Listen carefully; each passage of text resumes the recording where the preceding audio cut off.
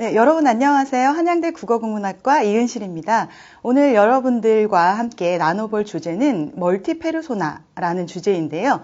아마도 그런 용어보다는 내 속엔 내가 너무도 많아라는 노래 가사가 훨씬 더 여러분들께 가깝게 느껴지실 거라고 생각합니다. 자, 나라는 주체는 한 명인데 왜 내 속에 내가 많다고 이렇게 노래를 하는 걸까요? 그런데 사실 자세히 살펴보면 내 속엔 내가 너무도 많아서 어떠한 슬픔에 빠진다. 그리고 타자, 그러니까 당신이 내 안에 자리할 그런 공간이 없다. 이런 이야기를 나누고 있습니다. 그래서 멀티페르소나라는 것은 사실은 가면이 여러 개 있다라는 그런 의미가 되겠는데요. 우리 현대인들이 가면을 많이 씁니다. 여러 가지 복잡한 상황 속에서 어쩔 수 없이 가면을 쓰기도 하고 혹은 내가 원해서 자의적으로 가면을 쓰기도 합니다. 그래서 이런 가면에 대한 이야기를 오늘 해보려고 합니다.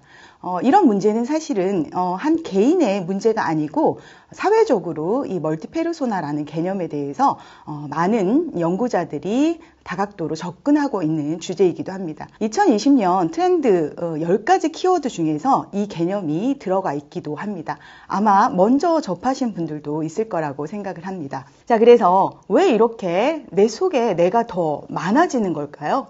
나는 나라는 주체로 살아가는 것도 힘든데 왜 많은 자아들이 우리 마음속에 있는 걸까요? 오늘은 그 문제에 대해서 서로 질문해보는 시간을 갖고자 합니다. 학자들의 이론에 따르면 우리는 우리 실체라는 한 명으로 존재하는 것이 아니라 다양한 존재가 우리 안에 있다고 합니다. 그래서 아마도 우리가 생활하면서 다 느끼고 계실 수도 있어요. 그래서 첫 번째는 사실은 제일 중요한 것은 이상적인 자아가 우리 안에 있다라는 겁니다.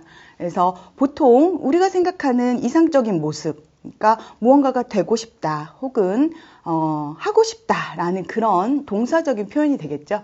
그래서 첫 번째 이 이상적인 자아는 사실은 외부적으로 주입된 것일 수도 있고 스스로 상정한 어떤 이념일 수도 있습니다.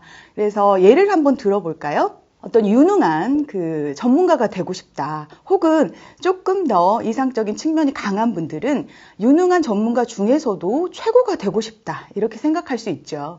이랬을 경우에 굉장히 현실적인 자아는 그 이상적인 자아를 쫓아가기 위해서 노력을 합니다. 매우 힘들죠.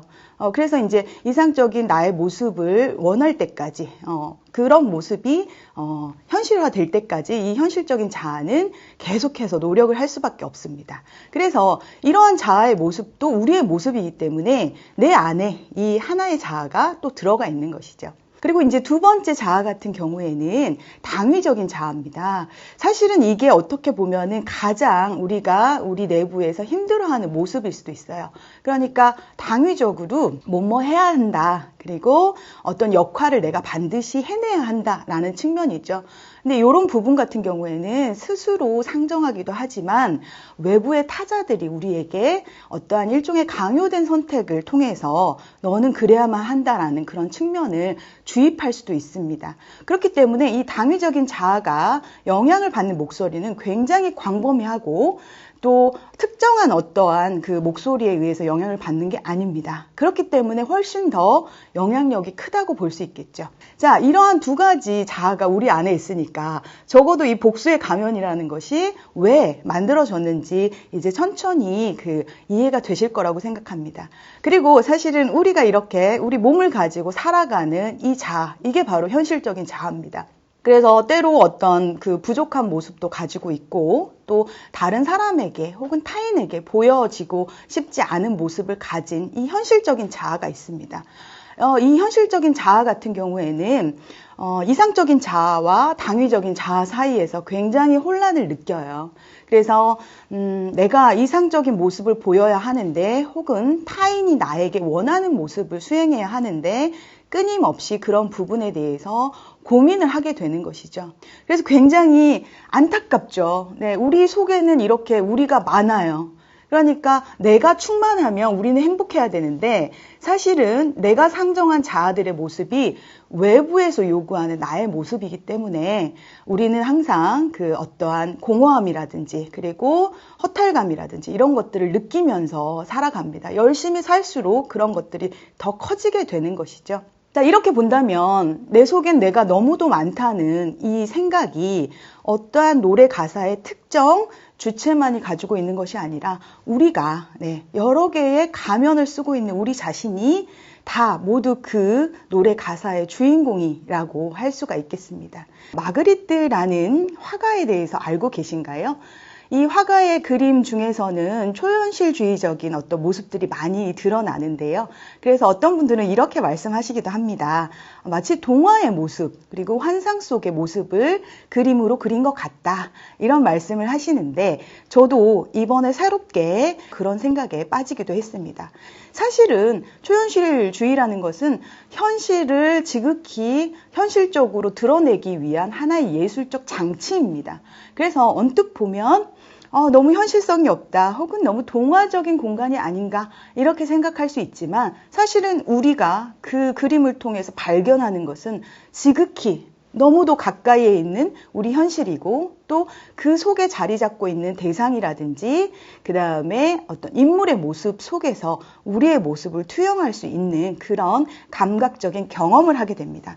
그래서 이번에 여러 작품을 살펴봤는데 제가 살펴본 작품 중에서 가장 인상적인 작품을 하나 소개해드리고 또 오늘 우리가 나눌 이야기에 대해서 같이 한번 접목해 보는 것은 어떨까 하고 여러분들께 제안드립니다. 바로 겨울비라는 그 작품입니다. 그래서 겨울비, 약간 계절감하고는 거리가 멀지만 겨울에 내리는 비를 뜻하는 것이죠. 그런데 그 캔버스를 살펴봤을 때 어떠한 것을 살펴보게 됐냐면 이 중절모를 쓴 노신사의 모습이 마치 겨울에 내리는 비처럼 그림 속에 이렇게 점점이 그려져 있는 그 모습을 봤습니다.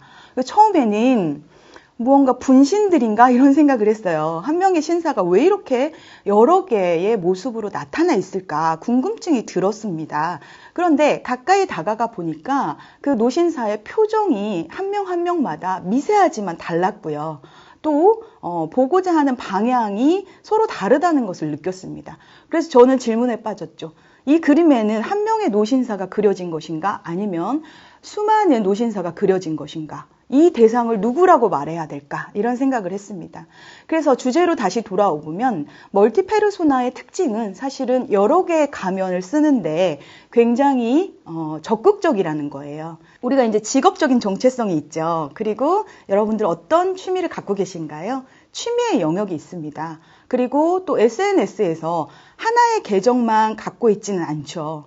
이럴 때 우리는 각기 이 노신사처럼 새로운 모습으로, 새로운 정체성으로 그 자리에 위치합니다. 그런데 저 자신에게도 물어봅니다. 가장 나다운 것, 그리고 나라고 말할 수 있는 것은 무엇인가? 이런 생각을 했습니다. 우리 이제 사회에서는 사실은 직업의 정체성이 곧 나다라는 인식이 강하지요. 그러면 우리가 은퇴를 한다면 우리는 사라지는 건가요? 그렇지 않죠. 그렇기 때문에 직업이 곧 나다라고 하는 것은 사회적으로는 굉장히 사명감 높은 인식을 보여주지만 존재론적인 측면에서 보면 직업이 곧 나다라고 말하기는 어렵습니다. 그렇다면 취미의 영역이 나의 모습을 대변하는 걸까요? 이건 말 그대로 여가 생활의 일부분인 것이죠. 그것이 곧 나다라고 말할 수 없습니다. 하물며 오프라인을 떠나서 온라인상에서의 나의 모습, 수많은 SNS에 댓글을 달고 또 글을 게시하고 이런 모습 속에 나는 굉장히 파편적인 이미지로 남아있을 뿐입니다. 이렇게 된다면 당신은 누구십니까? 라고 우리의 정체를 밝혀야 할 때 잠시 머뭇거리게 될 수도 있어요. 글쎄요, 내 속엔 내가 너무도 많아서 나에 대해서 뭐라고 당신께 답변 드려야 될지 고민이 됩니다. 라는 것이 어쩌면 가장 솔직한 답변이 아닐까 싶습니다. 그런데 여러분들 여기까지 질문이 오게 되면 과연 나는 이렇게 수많은 시간을 열심히 살아가고 있는데 나 자신이 누구인지 나의 본질은 무엇인지 명확하게 답변할 수 없다는 것이 참 아이러니하게 느껴지지 않습니까? 그래서 이 겨울비의 노신사처럼 우리는 사실은 각기 다른 표정을 하고 각기 다른 방향을 바라보고 있는 다수의 존재일 수도 있다는 겁니다. 그래서 이 정체성이라는 것이 하나로 고정되어 있기 어렵다는 것이죠. 그래서 우리는 이 겨울비의 노신사처럼 과연 나는 어디에 자리하고 있는가, 그리고 어떤 모습으로 자리하고 있는가를 스스로 파편적으로 인식할 수밖에 없습니다. 그래서 다시 주제로 돌아와 보면 여러분들 복수의 가면을 하나 썼다 벗었다 하는 것도 일상생활에서 쉽지가 않습니다. 왜냐하면 항상 의식하고 있어야 되고 어떠한 의도를 가지고 행동해야 되기 때문이죠. 그렇다면 가면을 썼다 벗었다 하는 부분에서 우리가 사실은 어떤 부분을 지향해야 될까요? 학자들의 이론을 따르면 그 여러 가지 자아로 나누어져 있는 모습이 사실은 꼭 부정적인 것만은 아니라고 합니다. 그러니까 아주 어린 아이들은 사실은 현실적인 자아와 이상적인 자아가 거의 구분점이 없다고 해요. 그래서 덜 스트레스 받죠. 그런데 청소년기에 이제 이르러서는 이상적인 자아와 현실적인 자아가 이제 큰 차이의 폭을 이제 보이게 되고 청소년기에 우리는 고민합니다. 내가 바라는 나의 모습과 현실적인 나의 모습이 이렇게 다르다니. 그럼 나는 어디에 위치해야 되는가? 그런데 여기에 다시 또 옵션이 하나 더 있는 것이죠. 당위적인 자아의 모습이 있습니다. 나는 뭐뭐 해야 한다고 외부에서 주입된 것들이 나를 이제 힘들게 만들어요. 어떠한 학자들에 의하면 사실은 자기를 객관화하는 능력이 없다면 이렇게 세 개의 자아가 구분되지 않는다고 해요. 그래서 조금 그 상황을 긍정적으로 받아들이기 위해서 오히려 인간은 자기 객관화를 하는 부분이 있어서 성장할 수 있다, 이렇게 얘기를 합니다. 그래서 여러분들께 이제 말씀드리고 싶은 것은 타인의 요구에 의해서 혹은 내가 상정한 모습에 의해서 우리는 발전해 나가는 것이 맞지만 사실은 내 안에는 나 자신이 들어와 있는 것이 아니라 수많은 타자들의 욕망이 들어와 있습니다. 그래서 우리는 그런데 그것이 나의 욕망인 줄 착각을 하게 되는 것이요. 그래서 우리는 혼란스러워요. 내가 원하는 것이 진짜 무엇인가? 나는 타인을 위해서 살아가는 것인가? 이런 고민을 끊임없이 하게 되는 것이죠. 그래서 정신분석학자 라캉은 이렇게 얘기했습니다. 우리가 스스로 욕망하는 것들은 우리 스스로의 욕망이 아니다. 이것은 타자의 욕망이다. 이렇게 얘기를 합니다. 우리가 이렇게 힘들게 일생을 살아가는데 사실은 내가 하고자 하는 욕망이 타자에게 주입된 욕망이고 나는 그것을 수행하는 주체라고 한다면 우리의 삶은 너무나 불행해질 수도 있습니다. 자, 그러면 우리가 한번 이 자리에서 스스로에게 질문을 한번 던져보겠습니다. 나 자신이었던 적이 언제였을까? 이것은 타자의 목소리를 완전히 배제한 나 자신을 이야기합니다. 우리는 거기서 이제 자유를 발견을 하죠. 오로지 나 자신인 것. 나라는 존재의 어떤 리듬대로 살아가는 것, 그게 바로 자유라고 할 수 있습니다. 그래서 타자의 목소리가 내 안에 너무 많이 들어와서 마치 내 자신이 여러 개의 나처럼 분리되는 것, 이것은 자아에게 굉장한 어떤 분열을 일으키게 합니다. 그래서 스스로에게 그래, 내 자신이었던 적이 언제였지? 네, 오늘 저는 이 강의하기 전에 조금 시간을 일찍 내어서 차를 한 잔 마셨습니다. 한 20분 정도. 그때 가만히 이 일상을 정지시켜 놓고 제 자신을 바라봤습니다. 어떠한 외부의 억압이나 해야 될 역할에 대해서, 그리고 내가 하려고 하는 어떤 이상적인 모습의 자아를 내려놓고 지금 차를 마시고 있는 나 자신을 지켜봤는데요.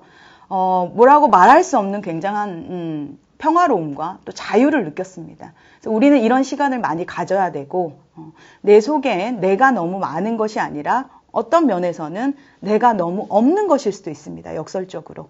그래서 여러분들께서 내 속에 내가 너무 많아서 괴로운 것은 사실 발달 심리학적인 면에서 보면 자기 성찰 능력, 자기를 객관화하는 능력이 발달하고 있다는 것으로, 성장하고 있다는 것으로 받아들이되 내 속에 너무 많은 타자가 붐비지 않도록 내 안의 공간을 열어두는 것이 정말 중요하다고 생각합니다.